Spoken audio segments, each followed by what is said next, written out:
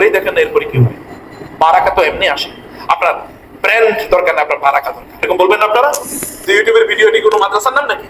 কিন্তু এটা মাদ্রাসার চেয়ে অনেক বড় মাদ্রাসা। তাহলে এই ইউটিউবের মালিক যদি সত্যি করতে যদি দিনদার হতো, তাহলে ও জান্নাতুল ফেরদৌসে নবীদের সাথে থাকার কথা না? কথা তো।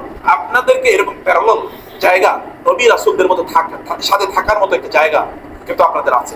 আমি সেই জায়গায় বলছি যে আপনারা আল্লাহ সুবহানাহু ওয়া তাআলা বান্দা আপনারা হয়ে গেলেই কেবলমাত্র যে আমি কিন্তু তিনটা চারটা মানে হাঙ্গারের কথা বলেছি।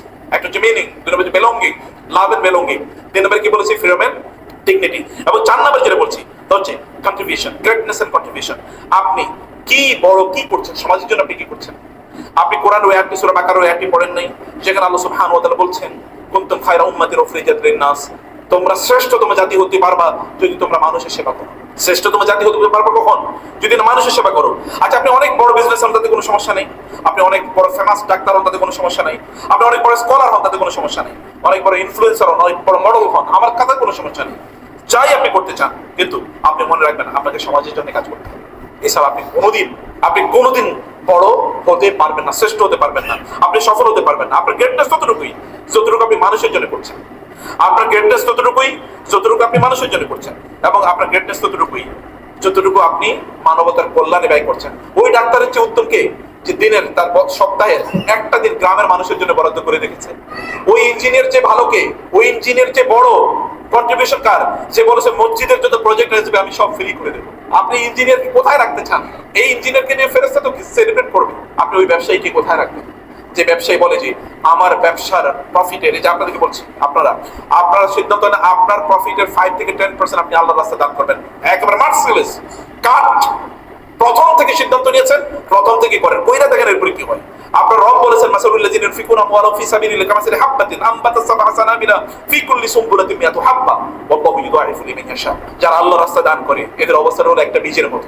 একজন কৃষক একটা বীজ বপন করেছে জমিনে, ওই বীজ থেকে 7টা শীষ হয়, প্রত্যেকটা শীষে 100টা করে বীজ আছে।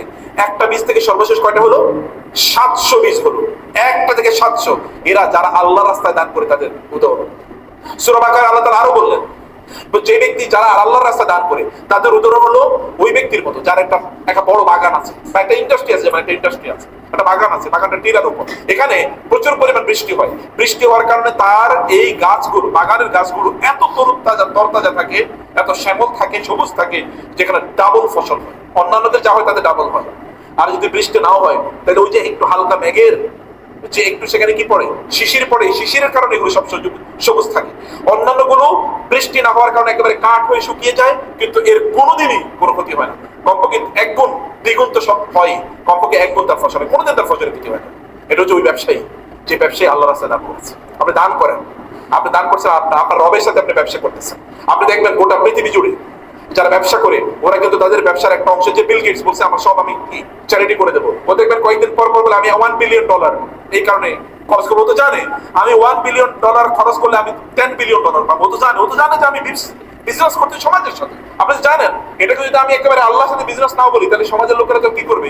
আপনার উপর আস্থা, ও উনি দান করে, ওনার উপর বিশ্বাস করা যায়। You are developing your brand.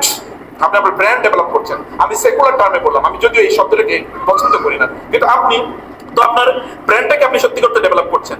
আপনার ব্র্যান্ড, এটা কি ব্র্যান্ড? আপনার ব্র্যান্ডটা হলো আপনার অনেস্টি, আপনার কন্ট্রিবিউশন, আপনার সোশ্যাল এঙ্গেজমেন্ট।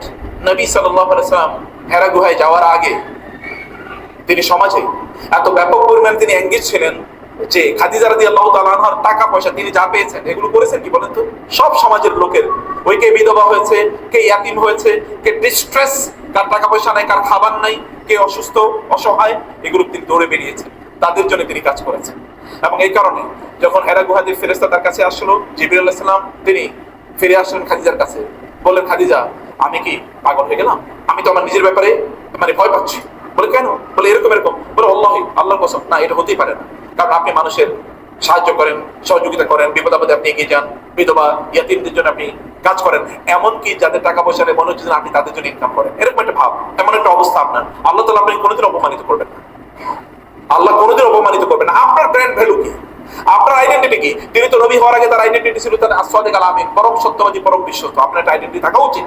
আপনি যখন ব্যবসা করছেন, যে আপনি যে ব্যবসা করছেন, আমি এখানে বলেছিলাম কিছু কথা, আপনি এমন ফেব্রিক দেন যে ফেব্রিকের মধ্যে কি এটা বাংলাদেশের সেরা ফেব্রিক, যেন আমরা বলতে পারি বা লোকেরা বলবে এর চেয়ে ভালো কোনো ফেব্রিক নাই। আপনি এমন কস্টিং নেন যে কস্টিং আপনি ব্যবসা করবেন অবশ্যই, কিন্তু কস্টিং লোকেরা বলে না উনি ভালো প্রাইসে জিনিস করেন, করেই দেখেন এরপরে কি হয়।